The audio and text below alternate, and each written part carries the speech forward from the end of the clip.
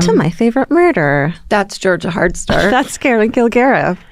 And we're here to very professionally record a podcast. In the just possibly worst week that we could do it in. I mean, which we've said every week. That's true. But this week, so if you're listening on Thursday, which is the only day from then on, you could be listening. Right. You need to know we're recording on Monday. The day before the election. So normally we're pretty good at mind reading and telling the future. Like, we're pretty good at that. We're prognosticators. Thank you. Deep down. Excuse you. But we're not right now because we have no fucking clue what's going to happen. So, no, we're, I mean, are you feeling the stress? Yeah. Uh-huh. Of course. How could you not? Nobody is confident. I mean, one person's fucking confident. Well, nobody feels safe enough to be confident, right? Because all any of us can do is remember the times we were confident. Yeah. Go back to, we haven't done the rewind of the 2016 post-election Amazon 5-star comment reading, because that's all we could fucking handle. So hopefully next week, guys, it'll be a celebration of women's rights and codifying Roe v. Wade and actually getting this fucking shit back together. Speaking of politics, just kidding. Did you watch, I'm changing the subject. Did you watch the new fucking Zodiac documentary? No, I was just, the people I was eating dinner with last night told me how incredible it is. Okay, it's totally incredible. It's on Netflix. It's called This is a Zodiac Speaking. And it's about Arthur Lee Allen, who is like almost everyone's, except for if you're on Reddit's favorite suspect. Right. I don't want to tell you everything, but right. basically Spoilers. like kind of stepchildren from around that time are coming forward and like, here's our story about him. Right. And it's fascinating, and I have no doubt in my mind. I kind of always figured it was him just based on the evidence, but this is creepy. This is the most you've ever heard about him. I can't wait to watch it. You're gonna love it. But when I got home last night, because everyone was like, watch this series, whatever. And when I got home, I was like, there's no fucking way I'm watching a Zodiac true crime dog series right now. No, you need your British shit. I literally turned on the first British thing that I saw that I'd never seen before and like pulled up the weighted blanket and was just like, oh my God. Take me away, Butler from Downton Abbey. Your and British shit is a weighted blanket, essentially. It's a double weighted blanket. Yeah. It's great. You'll love that. Great. Also, did you see episode 2 of Breath of Fire? No, I haven't watched any of it yet. Oh my God. Vince and I, no. Write it on your hand. I can't write it. I'm bringing it down. There's like another, Joe Berlinger's coming out with a new JonBenet documentary, which like he makes everything legit. And you're like, oh, JonBenet, I know it. But like, that's going to be an amazing doc. There's so many good ones right now. I'll get around to those February, March. But Breath of Fire. Okay. I think it's because, and I think we talked about this, it's the Kundalini yoga documentary. Yeah. And it is so LA in the 90s, 2000s.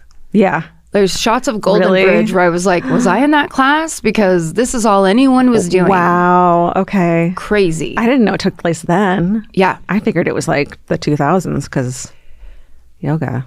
Yeah. Okay. Mm-hmm. Breath of Fire. I'll watch it. I just finished a book that made me think a lot, which was fun. Okay. It's called Here One Moment. It's by Lynn Moriarty, who wrote all the like TV series that you've watched with Nicole Kidman as the like dramatic lead, like Pretty Little Lies and all that. Like she wrote them. Okay. So this one is about these people in Australia. They get on a plane, and in the middle of the plane ride, this older lady stands up and starts going down the aisle, pointing at people and telling them how and their age of when they're going to die, like in a trance. You, this and that. And then the rest of the book follows those people who got the ones that are like, you're going to die soon, as well as her, and kind of tells you their whole life stories. And like, and it's not real. No. Oh. But the question is like, no. But the question is like, we were just talking about documentaries. I'm like, this is incredible. That's a when good point. This happen? That's a good point. I did not specify. But the point is like, it's like, does fate exist? Can you change your future? Would you want to fucking know? Like, would you want to know? Me? Yeah. Oh, no. If you were passing out age and cause of death, would you be like, give it to me? No. No? No. Then you're just sitting there in your house being like, here comes March. Yeah. Like, why would you do that? So that's this book. called Here One Moment. It's amazing. Is the subtitle of that book Final Destination? It's good because you're like holding your breath the whole time because you start to like care about these characters who are supposed to die soon, you know? Also just in an enclosed space on a plane like that. You can't move. And she's up and she's in a trance. Yeah, and then you find out why she's doing it like later in the book and you're like, oh, fuck. For attention. No, it's like sad. It's kind of sad. You want to hate her and then you don't hate her. I don't know. It's good. It's good. I bought so much makeup. Can I have some? Yes, absolutely. Because there's shades I got absolutely wrong. But I keep on trying new foundation before we record these goddamn things on video. I don't know. I just have to say it because like my skin's a little bit burning right now. Your skin looks great. Very like creamy. Really? Ugh, is that a gross word for things? I think it's great for Your skin me. looks great. It really was. I wish I could have shown you like sitting in a lighted up mirror. Oh, you can't do that. It's been fun though, like putting on makeup again after the pandemic because this is like the first kind of time I've been like actually regularly putting on makeup. That's right. And I'm older, so it's like everything has to be different. We got to work the shades and the sides, and the filter and the toner and the fucking... Ugh, all of it. Thank God for the Sephora sale. Seriously.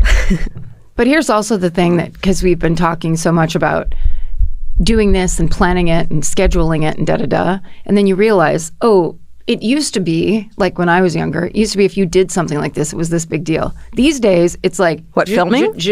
Doing a video, putting out a video, being in video, it's like nothing. Any of that stuff. It is truly like, okay, bye. And if you look like shit, it's going to be gone within fucking 12 hours. No one's going to even look at it unless... And no one cares anymore. It's not like that anymore. Can I tell you, like, the first photo that comes up when you Google my name, and yes, I fucking Googled my name, everyone Googles their fucking name, is one of the worst photos of me I've ever seen in my fucking life. I mean... And I don't know how to get it down. I think you can pay somebody... I'm like slouching in a way that I can hear my mom yelling at me, and she's fucking right. Like, that's the worst part about that photo. Every time I look at it, I'm like, Janet was right. Janet. You look like fucking shit. Sit up. I think the thing of like the Instagramification of everybody's brains is really bad. Not only because I'm a middle-aged woman who's like, oh, this has always sucked for me, but the fact that it makes you think, same with like dating apps, it makes you think that that is what matters or that is informing you about what the person you're seeing. Yeah. And it like you have this shorthand of like not valuable, not valuable. Yeah. It's just what we do. It's very human, but like it isn't in any way true or accurate. So you've got people who couldn't be more gorgeous, who are insanely insecure to the point of like won't leave their house because they think they're not as pretty as a person who has a filter on their face and never looked like that in the first place. Or people who are not fucking gorgeous and they still have so much that doesn't mean you don't have anything to offer the fucking world. Like, I don't have to be perfect and gorgeous and pretty. I can just exist and like take up space. There's no like rule, or there is a rule, but I can fucking ignore it, that I have to be pretty to matter. Yes. And I fucking don't. And the rule, quote unquote, it just changes person to person. So like what I think is attractive is completely different than what you or anybody else thinks is attractive. Right. So we're actually making up that, oh, I'm disqualified over and over based on completely random, where it's like the person in the corner is in love with you. Right. Sorry to tell you. These are all great points and I agree with all of them. However, I should sit up straight. However, I have to get a different face foundation. Shoulders back. Shoulders back. Also, I read a thing where it's when you sit in the posture, when you hold the posture with your hands behind you, kind of touching your lower back, and you kind of rub that. That's the one? It's good for aging. It's good for your aging health as you age. To rub your lower back or to sit up like that? To sit up and rub your lower back. That's a little Chinese medicine I'm getting on TikTok that I really love, where I'm like, is that the trick? Okay. Maybe we should get like posture things for these chairs. Yes. What if we got kind of like straight up and down, like we're on The Voice, where we like spin around? We could also strap our necks to the back of them, so we're just never. Sounds good. Okay. Some tape pulling our entire faces back. So we got through that in a real quick second. We breezed through the opening. Let's breeze through the highlights from our network, Exactly Right Media. Karen picks clean her microphone. You gotta hope. You gotta hope. Unless fucking Bridger's been recording in here. And he's like, are they red? Like, as a guest, will you please rub your head on that mic? No. Okay. Okay, you go. We have a podcast network, and it's called Exactly Right, and you're here on it.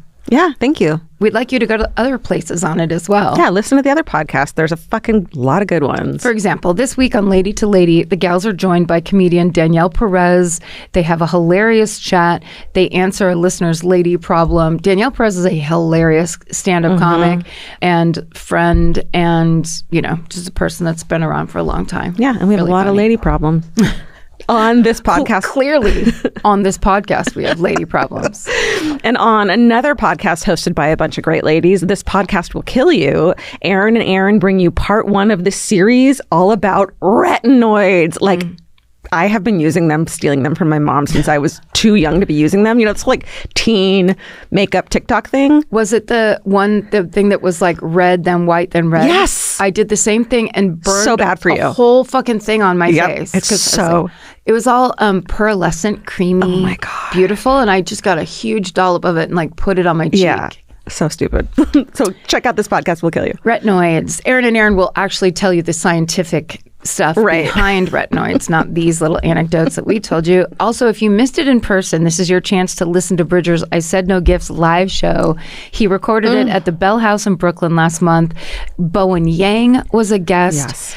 Jeff Hiller was a guest from Somebody Somewhere, the show we love so much.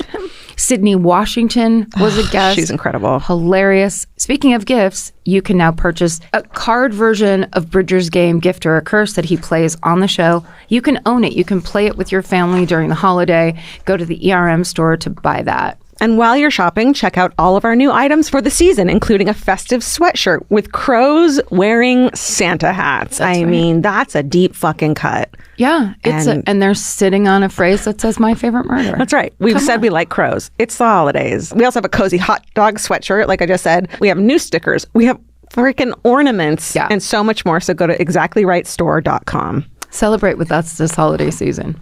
Please. I'm first, which means it's the bad one. Oh, yeah. You know what I mean? Sure. That's what it's become. It's all pretty bad. I mean, yeah, it's all bad. I'm going to tell you a fucked up story that sounds like a plot line in a soap opera. Great. But it's not. It's freaking real. Obviously, this is not fiction. It's true crime. Yeah. Today, I'm going to tell you the story of Delimar Vera. Not going to give you more info on that. Okay. The main sources I used in the story are an article by Anna Moore in The Guardian, and that previews the new documentary that's about to come out about this case in the UK on UK TV. And then also I used reporting from the Philadelphia Inquirer, and the rest can be found in our show notes. Is it BBC One or BBC Two or BBC Three or coming BBC out this 4? week on UK. I think UK TV is not BBC, essentially. I don't think so. What's UK TV? I think that might be the generalized, it's coming out over there and we'll get it later. Okay. Probably. I feel like if there was a channel called UK TV, I'd already be paying $17.99 for it. Can you check on that, Alejandra? That's what Allie wrote. If I just found out that there is a new app that I should have joined long ago, I'm going to be really upset. It's like a multi-channel broadcaster owned by BBC Studios. There you go. We were both right. Sorry. It's literally a thing called UK TV that I can get so I can watch UK TV. This is not an ad for UK TV. I might have to get up and leave the studio right now. Go program your recording box. There might be something like a U streaming service. Yeah, I think so. It looks like it. Ignore her, Alejandra. She'll figure it out later. I'm telling a story. Oh, I'm sorry. You're right. This is about you. I don't care. This is about you. KTV. Okay, sadly, the beginning of this is called The Fire. So let's get back into this. Yeah, we have to reset, actually. Here we go. But also, we're trying to, all that energy is election energy that now we have to put aside and focus. I mean, it's only Monday. Anything could happen by fucking Thursday. Okay. Truly. But where we are, for our purposes, it's the evening of December 15th, 1997, in Philadelphia. Oh, great. Luz Cuevas has just put her 10-day-old newborn baby girl to bed. The baby is named Delimar. Luz has 2 other kids, boys who are 5 and 6 years old, and the family lives in a row house in the Feltonville neighborhood of North Philadelphia. The older kids are from a previous relationship, and they all live with Delimar's father, Pedro Vera, who is a mechanic. It's a happy, albeit tired time in the Cuevas Vera household, with a brand new baby settling in and Christmas coming up.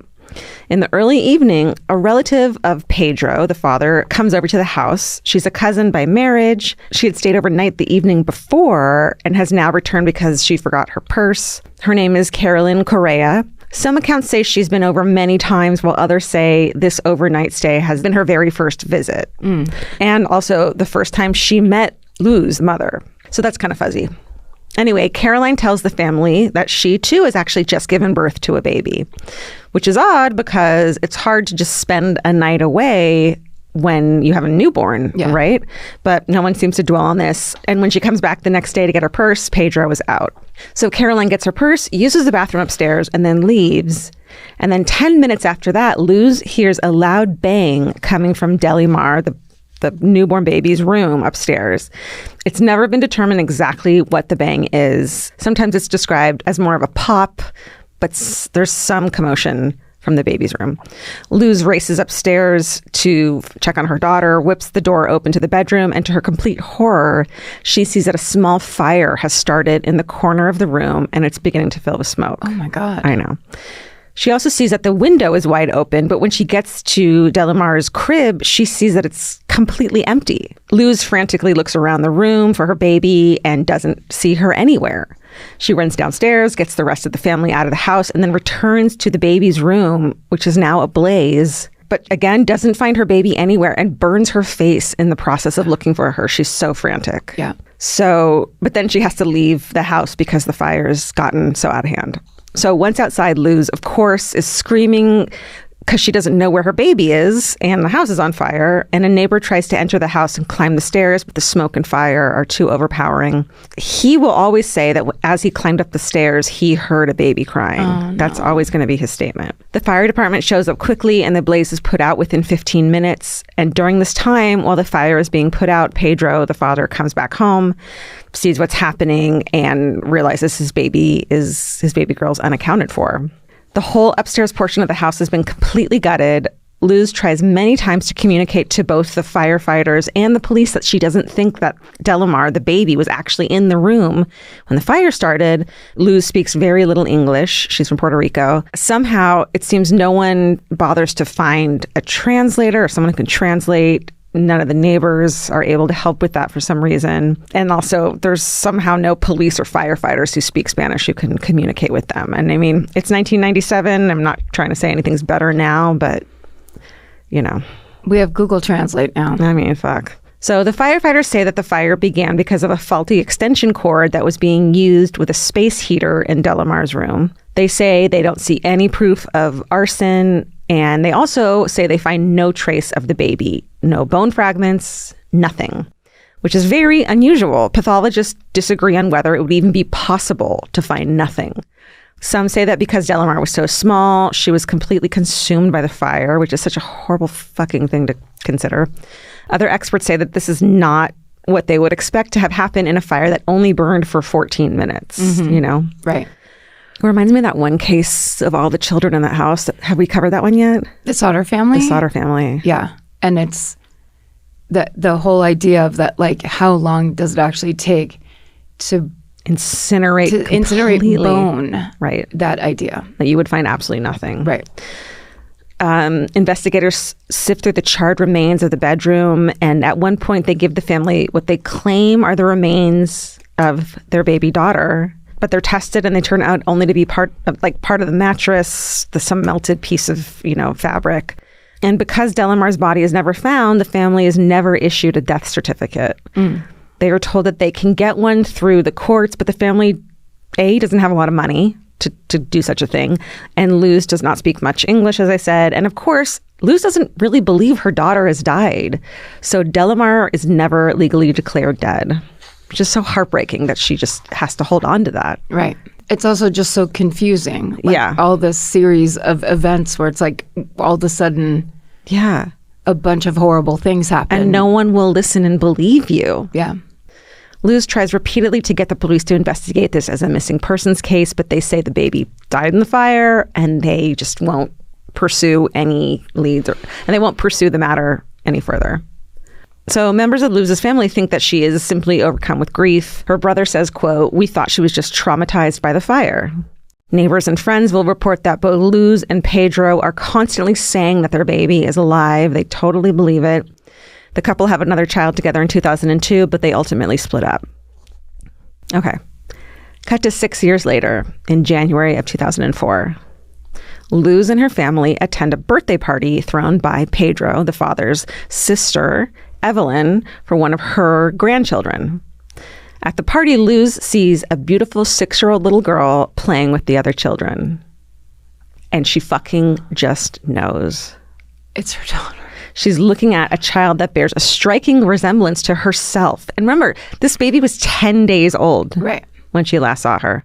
She has a dimple in her cheek that was there when she was 10 days old. And then she realizes that the little girl is there with none other than Carolyn, that overnight house guest from the night that Delimar disappeared. Oh my God. Then according to Luz, a family member takes it a step further. The other family member who's not related to Luz says, notices something's not right. And she's like, "Isn't Carolyn's daughter beautiful? She's not your baby." And then the sentence, "She's not your baby." Yeah, isn't she pretty? She's not yours. Because I feel like she sees her losing her fucking mind. Yeah, except for wouldn't you say something like, "Are you okay? Do you need to sit down?" Like immediately going to that. Yeah. That's a person you don't want as your wingman. Well, for Luz, the mother of all mothers, enough is enough. In 1997, when Delimar had disappeared, there wasn't really not much discussion about what could be done with DNA. But by now, it's all over the place. And Luz has seen a lot of true crime shows. Yeah. She beckons the little girl over, who she finds out is named Aaliyah. Listen to fucking this. This is like next level. Like women, mothers can do anything. She tells the little girl she's got gum in her hair, yanks a couple strands of this 6-year-old's hair out of her fucking head. Yep. Brilliant. I mean, in the moment like that, when you would be so shocked and reeling and trying to probably get people to listen to you or get instead, your first she's like, fucking instinct. She goes right to it. Unbelievable. This time, because the police have turned her away multiple times and clearly are not taking her seriously about her daughter not being dead, this time Luz goes to her local representative in the state legislature. It's a man named Angel Cruz. And Angel is skeptical at first, but he connects Luz with the police and gets them to agree to the DNA test. And by the end of February, about a month after this encounter at the party, the results come back. That little girl is Delimar. Oh my God. I know. I hadn't heard of this until I started doing research on it. I've never heard of this. Wow. The way most people tell the story and the way it would make the most sense is that Luz has always suspected Carolyn of having something to do with her daughter's disappearance. And it sounds like other people in the family also had their suspicions and shared them with Luz and Pedro over the years. Some people report that Pedro actually saw Delimar in person at some family gatherings. It's all just a little sketchy and vague and weird. Yeah, and manipulative, it seems. And I guess the new documentary may shed some light on this as well. So back to Carolyn.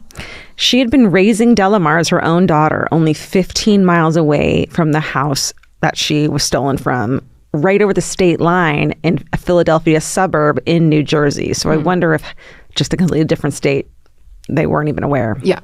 But they also didn't look into it, so it wouldn't have fucking mattered. Yeah, the Philly police had already dismissed it. Exactly. And at first it seems like Carolyn is completely convinced that she is Delimar's mother. She willingly gives her own DNA sample when the police are like, we need to compare the DNA. But it just ends up being further proof that she's not, it doesn't match. So many people believe that Carolyn was consumed by the desire to have a child, even though she physically couldn't. And it's all those things of it's the same as the rewind we just did of the woman Sarah Brady, who wanted to steal the unborn baby. Yeah. This obsessive need or want more for a baby and telling people you're pregnant and then getting desperate. I mean, it seems like pretty serious mental illness and not like a thing that someone is just like choosing to do one day. No. There's an obsession quality to it. There's clearly some sad, deep need, trauma, whatever. Right. But no excuses, but it's clearly like... But also, oh my God. And also... it's within your family. It's not like, you've heard these stories every once in a while of like a kid goes missing and then is discovered 30 years later. Oh, God, yeah. But also, Carolyn had her tubes tied years earlier. So she knew she couldn't have children. That almost to me shows more of a mental illness too, where it's like you actually cannot physically have a baby because of a decision you made, and you're still obsessed with the idea of having a baby. Do we know it was her decision, or was it like medical? That's a great point. We don't know. So after the DNA tests, Carolyn turns herself in and is charged with kidnapping and arson because of the fire she set. This is actually not her first time being charged with arson. In 1996, Carolyn had been charged with setting fire to a medical office in order to hide the evidence that she had been stealing checks. I think she had worked there. And this case had actually been in the courts when she kidnapped Delimar.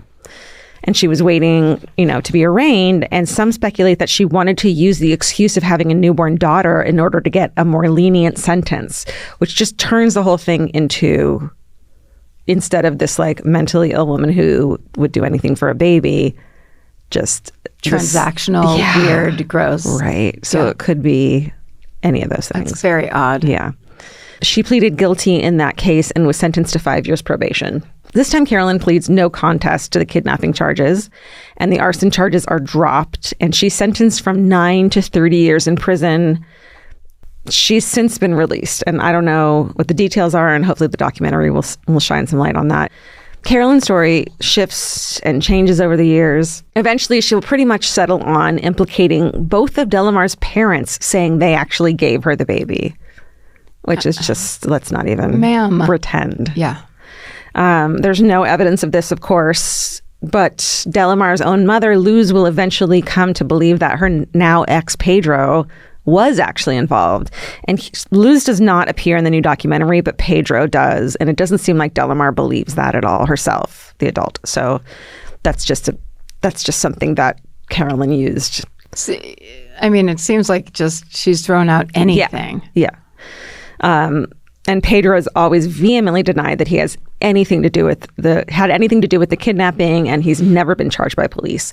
But it sounds like Carolyn has some mental health struggles, obviously, and has had them over the years. And in the days before she took Delimar, she had told multiple people, including her ex-boyfriend, that she was expecting a baby, the ex-boyfriend's baby.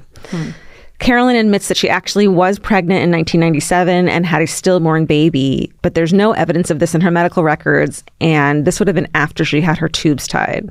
So I don't know how possible that is. Seems impossible. Seems like it. Yeah. So back to 2004, when the DNA test comes back. Once the truth about Delimar comes out, a lot of child psychologists and experts weigh in, saying that Delimar's reunification with her real family, her birth family, should be a slow process. But on the other hand, Carolyn is now in jail. So, the options are basically sending Delimar, who's 6 years old now, to a foster family, or just sending her back to her birth family's house, which seems like the better option. And so authorities opt to reunite her as quickly as possible, pretty much like immediately after the DNA results come back. So this poor little girl finds out finds out everything at once, and then is sent to a bunch of strangers' house. Right. Yeah. Who love her and have missed her, but she doesn't know anything about that. Right. Delimar, for all she's been through, it does sound like a delightful child in these photos of her. She's just beaming. She's this lovely child. When Luz first walks into the room to meet her daughter, her older daughter, for the first time, when both of them know the truth, Delimar hides under the table, and Luz was super worried. But when Luz walks in, she jumps out and yells surprise, and they hug, and it's all beautiful. Oh. So she's just actually this sweet child. She's just a classic 6-year-old. Yeah. Where she's like, oh, you don't understand what you hiding under the table is actually doing to your mother. Right. And you're just trying to have fun with it. Because also it's a 6-year-old where a stranger, a woman walks into a room and the feeling of the emotion must have been like overwhelming. And Delimar says when she saw Luz at the party, she thought, what a beautiful woman. Like she wasn't immediately drawn to her, but she did think, like she did notice her and like have some kind of moment. It's just so, oh my God, I can't fucking imagine. And on the day that Delimar goes to her new home, to her birth family's home, is March of 2004. And of course, reporters are there. They're loving this fucking story. They ask little Delimar how she's feeling, and she tells them that she's happy. She smiles and poses from some pictures on her front stoop. And then she asks the reporters not to come to her house anymore. She's like, I'm done with this, which is like, so like adults can't even fucking do that. Yeah. Great. Yeah. That's funny. In 2008, Lifetime makes a movie out of the story, and it's called Little Girl Lost, and Delimar and Luz actually attend the premiere together. There's this like sweet picture of them. And so for the past 20 years, that's been kind of where the story has ended for anyone who was following it. Delimar goes home with her new family. Carolyn goes to prison. And of course, we hope that everyone lives happily ever after. But the truth, of course, is more complicated than that. Oh.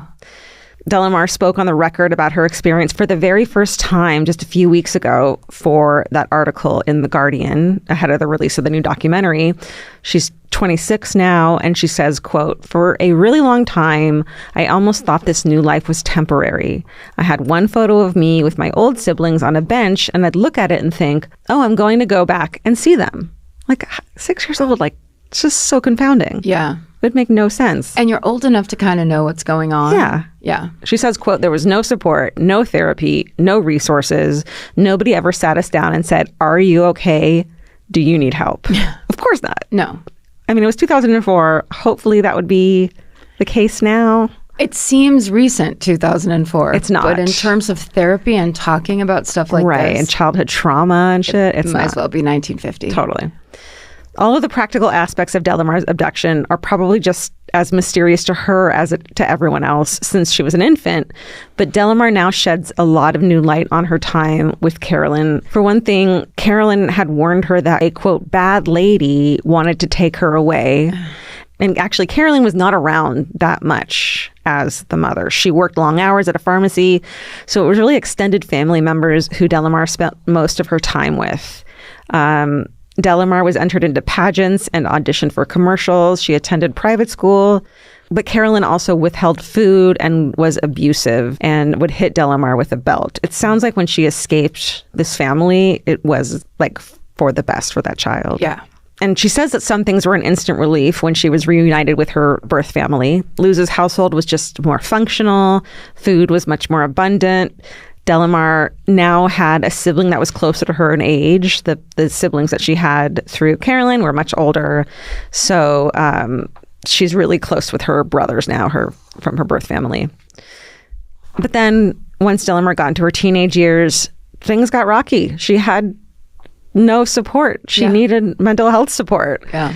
She and her mother started butting heads, and Delimar left to go live with her father, Pedro. They had a relationship breakdown as well. And so when she was 15, Delimar wound up living in a group home. Mm. She was then left vulnerable to several bad and predatory relationships. But then somehow at the age of 20, she found the strength to change her entire life. She saved money. She removed herself from the abusive relationship she was in. She rented an apartment, and she became a healthy, functioning adult. I mean, this person is... At age 20? Yeah. Wow. This person is just so admirable. It's incredible. And for someone with her circumstances who was given very few resources, it's very remarkable. She also repaired her relationship with both of her parents, her birth parents, Luz and Pedro, with the help of the man who is now her husband, a man named Isaiah. She's in this beautiful relationship now. She says, quote, "Isaiah drew me closer to them. We started hanging out with my family more. My dad lives in Puerto Rico, but he calls me and we'll chat for an hour. My mom and I talk multiple times a week. We spend holidays together. My brothers are my best friends," end quote. Mm. On Delimar's Instagram, she says she's working on writing a book about her experience, and there's a beautiful photo of her and her mother at her wedding. They're both beaming, and they both have dimples. Mm. And that is the story of the disappearance and reappearance of Delimar Vera. I mean, God, it's like as a true crime story, it's like best case scenario. Yeah. For the fact that she was just kind of over the state line. Yeah. But oh my God. I know. The seeing her at the party and the ruse of getting hair out of her head to me is just like, oh shit. 6 years of being away from your own child. 10 days with that infant and you fucking knew immediately. Yeah. Like that to me is like, oh wow, that's what motherhood does to you. Yeah. Like something I'm kind of sad I'll never understand. Well, you can read these stories. I can. And my mom would do that for me. She'd pull hair right out of your head. She fucking would. For a DNA test or really any reason. Really any reason. Do it. Truly. Well, I mean, you're right. It's like, it's a very special, important relationship. And it's nice to think that like, no matter the circumstances, your mom would know you. Your mom would recognize you in a million universes. Oh, very sweet. And yank your fucking head out of your hair. Be like, look, I gotta do it. It's for the best. It hurts me more than it hurts you. Yeah. Isn't that wild? That was incredible. It's just, I want to watch a documentary. I want to powerful. You know what I was going to tell you? I forgot at the top because we were busy at the top. The whole story around the quote of us in the movie Venom, we got it wrong. Oh, no. So it wasn't stay out of the forest. Which is kind of funny because it's like, I don't know if that was like gossip or just weird misinformation. But Aaron Brown, marketing director, sent me the clip and they're like sitting around at a campfire and a guy walks up and sits down with them and starts talking. And Tom Hardy just starts talking to him. And then this, like, it seems like they're like a family. I'm not sure with them. Haven't seen it yet.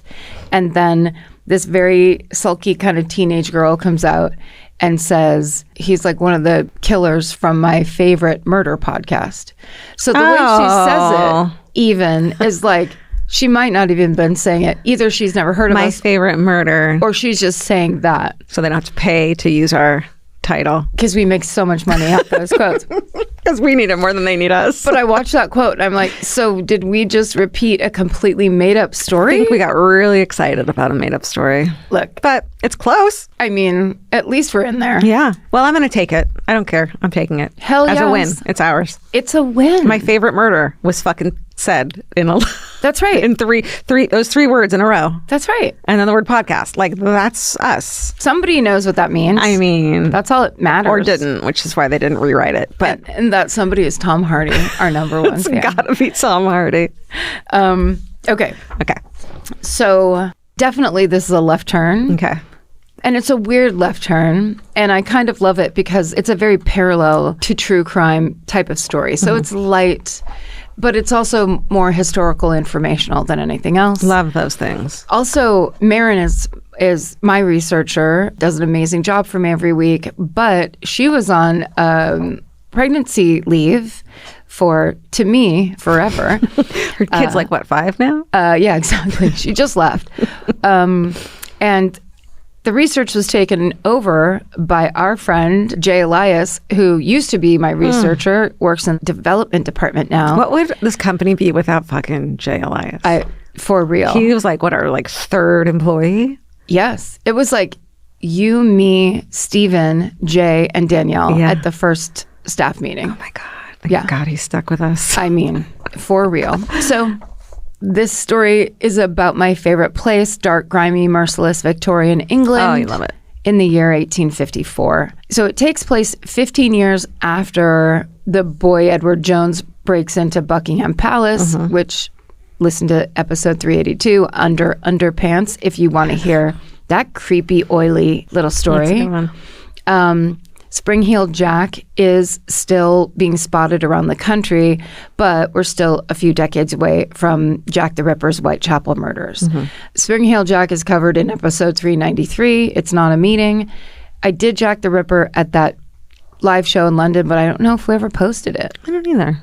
We must have used it at some point. Yeah, we used all the usable ones when we needed a fucking week off. Yeah. Okay, so anyway. Yeah. It's 1854. Okay. It's a bad time for London. Yeah. Dirty, polluted, crime-ridden, severely overcrowded. And that's the nice part of town. Conditions in the city's slums are horrifying. They're getting more dire by the day. London's Soho neighborhood is filled with jam-packed tenement houses. So if you don't know about tenement houses, and most major cities around the world have them and have had them, there's an amazing quote from 1849 quoting residents who lived in tenement houses in the London Times. And they say, quote, "They live in muck and filth. We ain't got no privies, no dustbins, no drains, no water supplies, and no drain or sewer in the whole place." Ew. Yeah, first-hand account. Also, a visitor to the area in 1852 describes what they see, and they say, quote, "In a back alley opening onto Church Street was a den which looked more like a cow house than a room for human beings. Little, if any, light came through, and yet 17 human beings ate, drank, and slept there. The floor was damp, and below the level of the court, the gutters overflowed. When it rained, the rain gushed in at the apertures."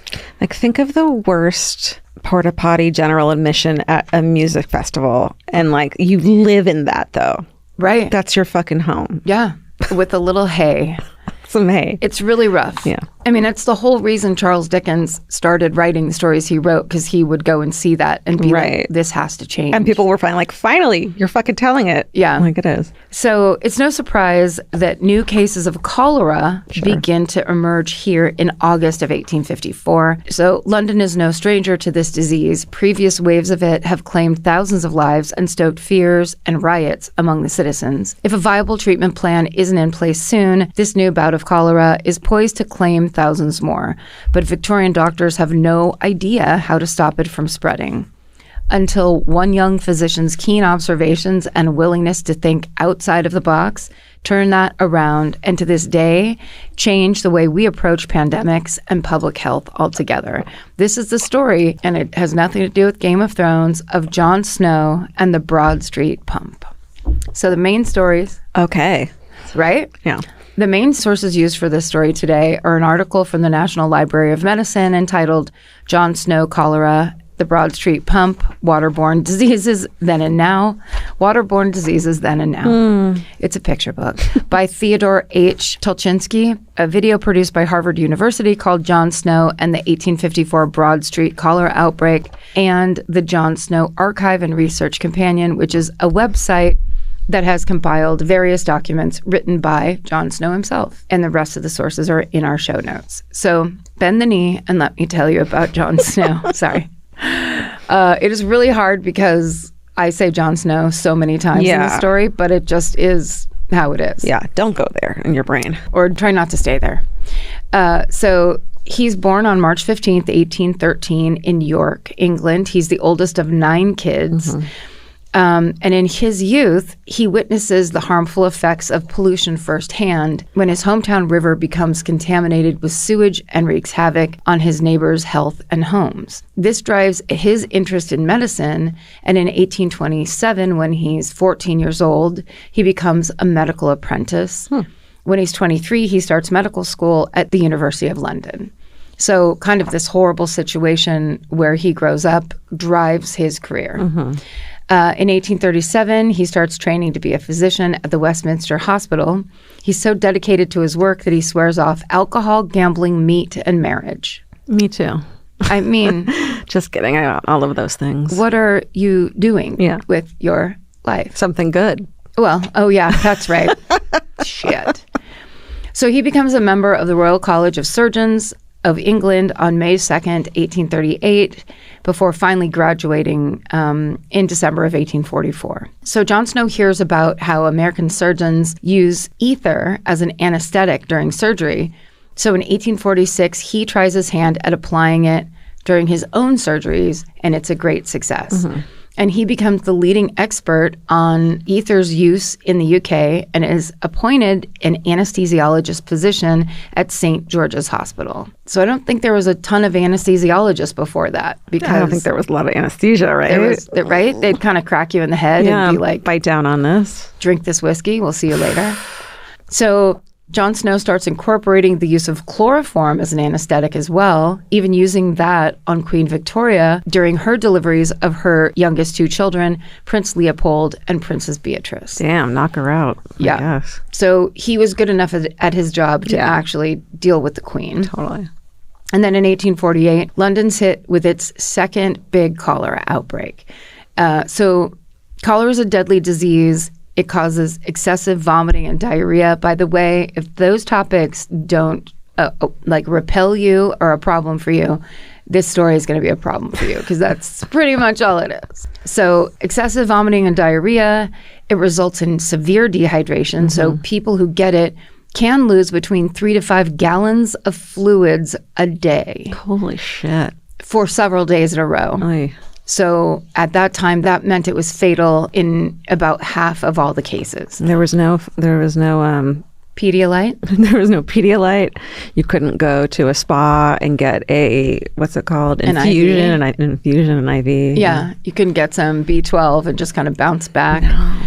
So in 1848, the cholera outbreak results in over 14,000 deaths in London alone. Across all of England and Wales, an estimated 53,000 people die from it in just 1 year. That's more than twice the death toll from the 1832 cholera outbreak that claimed between 4,000 and 7,000 lives. So even though it's not his specialty, the 1848 outbreak drives Jon Snow to read up on the current theories surrounding cholera's transmission. He's skeptical of the prevailing theory of the time, the miasma theory. Skeptical? Is that what I said? Shit. He's skeptical. So the miasma theory states that decaying organic matter, including human waste, releases harmful particles into the air, and those particles are what infect humans. Okay. So it's not hard to understand why they came up with that theory. Yeah. At the time, although London does have a sewage system, it doesn't go all the way across town. And so, of course, Soho, which is the bad part of town, the slum, doesn't have a sewage system yet. So to get rid of household waste, people would dump excrement right onto the city streets. Just like the bucket out the window kind of thing, right? Exactly. Yeah. Can you imagine the smell back then? Smell. Everyone's always like, I want to go back in time and be a fucking newsie. Do not do an impression of me like that.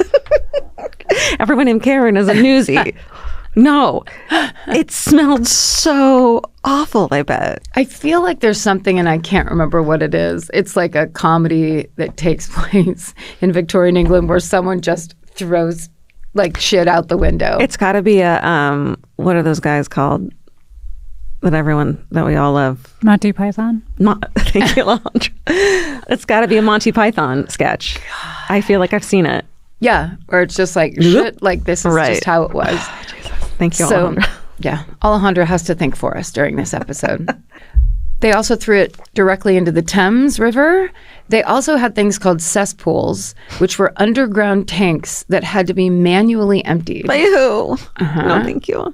The cesspool man, who was good friends with the Muffin Man. Cesspool man.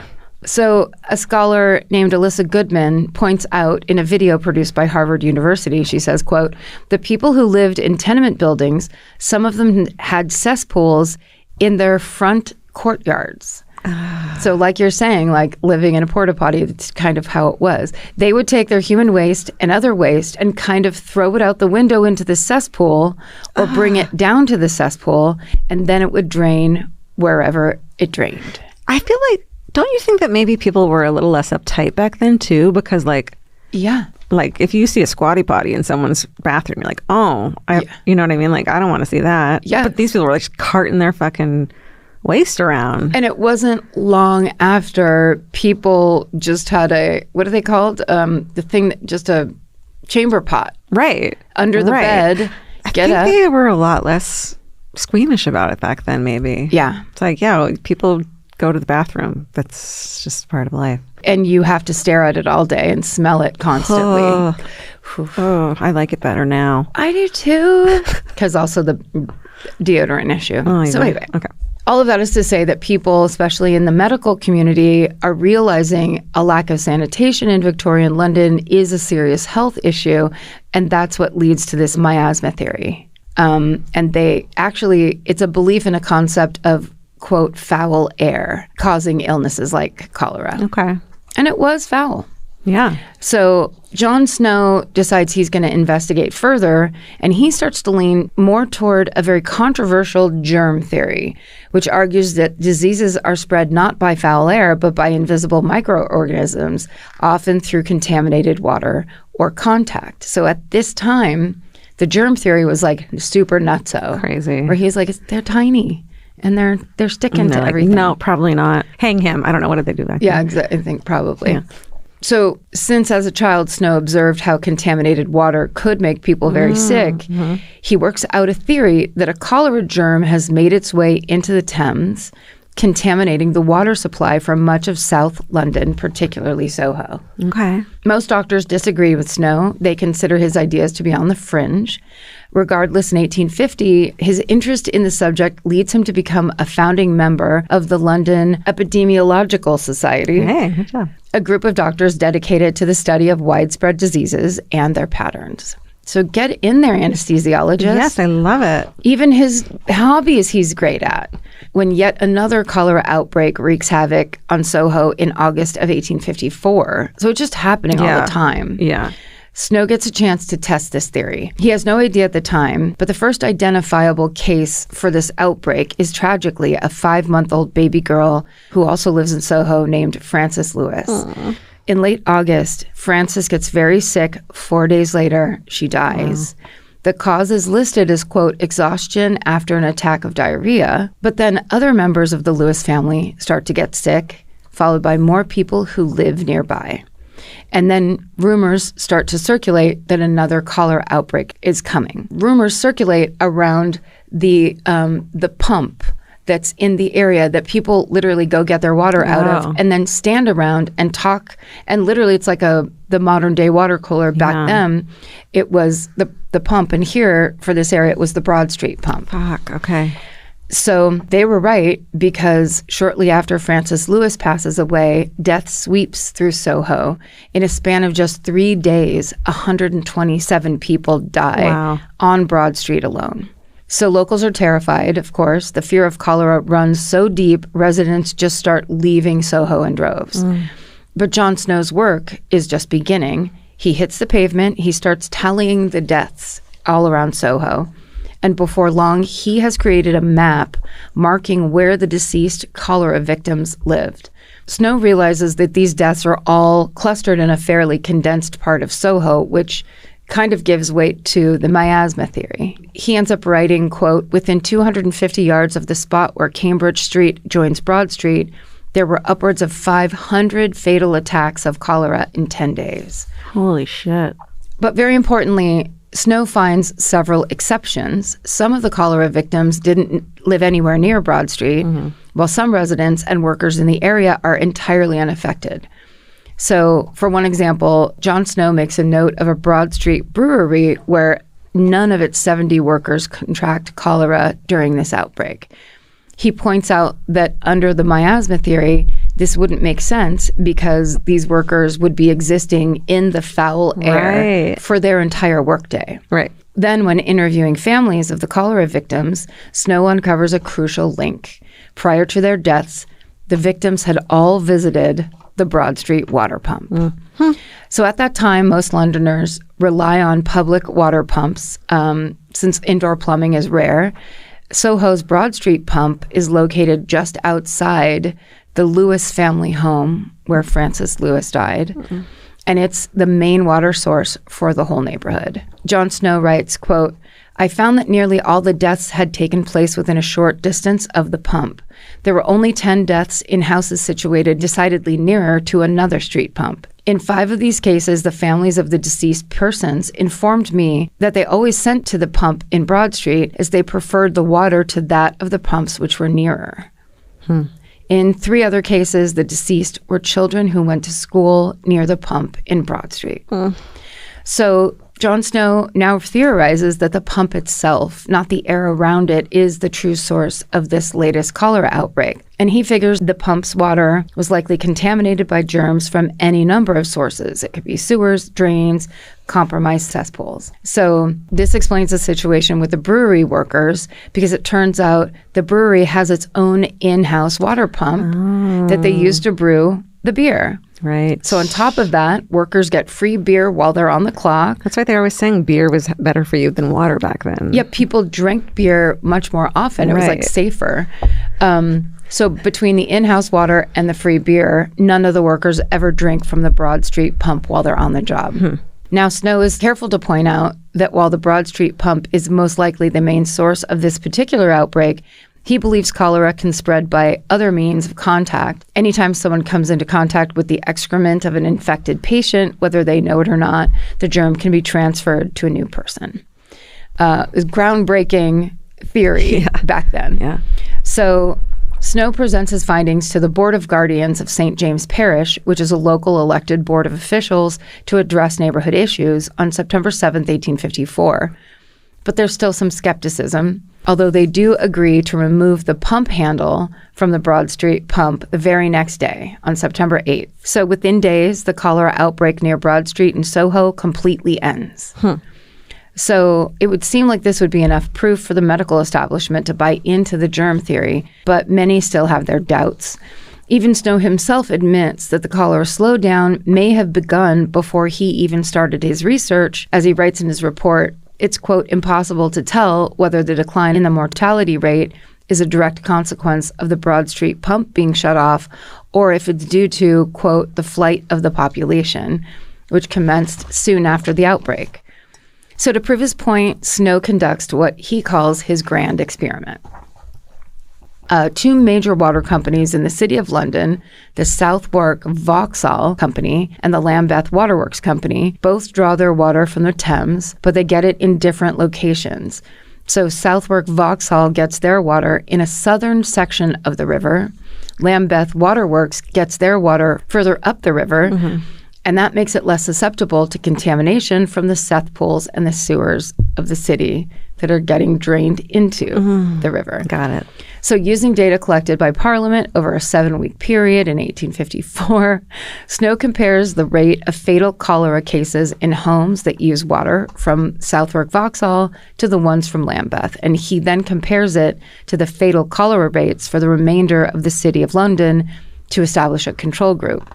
And he finds that while the rest of London recorded 59 fatalities per 10,000 households from cholera, the homes using the water from Lambeth recorded just 37. And the homes using water from Southwark Vauxhall recorded 315. Jesus.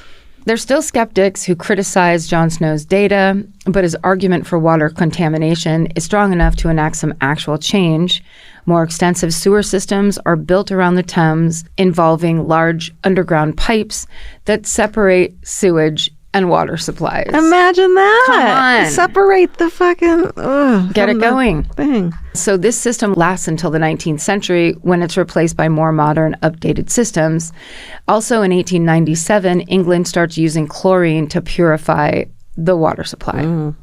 Don't just take it out of the river. Yeah, right. It's Anything still fucking could be gross. in there. Anything could be in there. It's real gross. The changes in London's approach to sanitation and public health because of Jon Snow's work lead to a dramatic drop in mortality rates.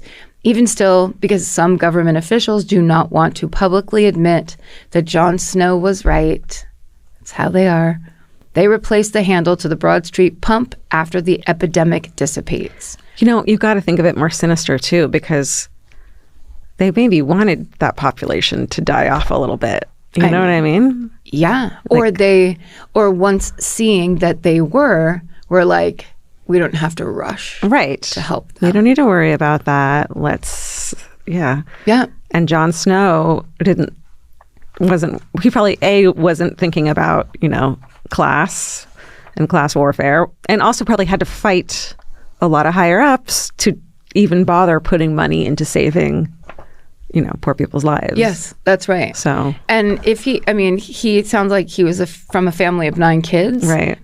There's a good chance he wasn't rich growing up. So he saw basically he became a doctor so he could start advocating for people. He's kind of punk rock, and I love that. He's pretty badass, and that's why they named the Game of Thrones character after him, right. I think.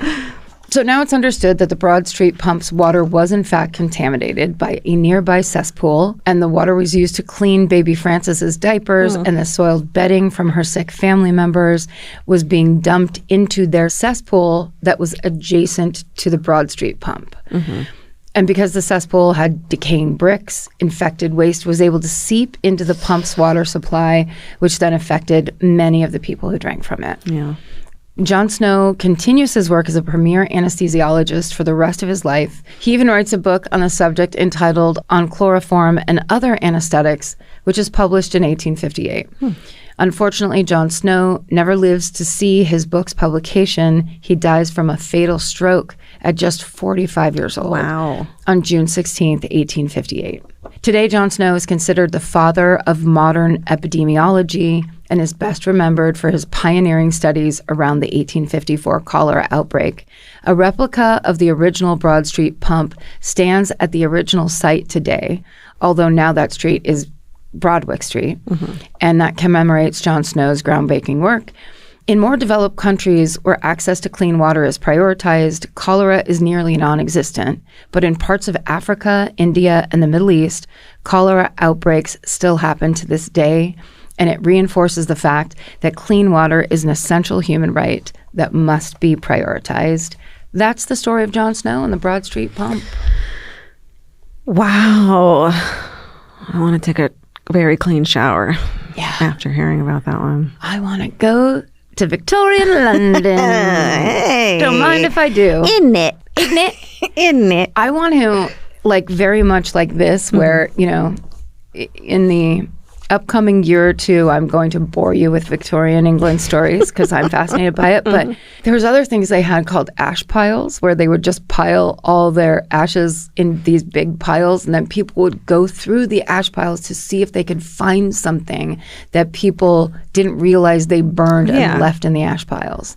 That's how fucking poor people were in Victorian England. Yeah. That's fucking insane. I mean, it's dumpster diving, but in ashes. In ashes, which is like, and also not just Victorian England, in lots of places where poor people are just trying to figure out a way to do things. And this is all we can do.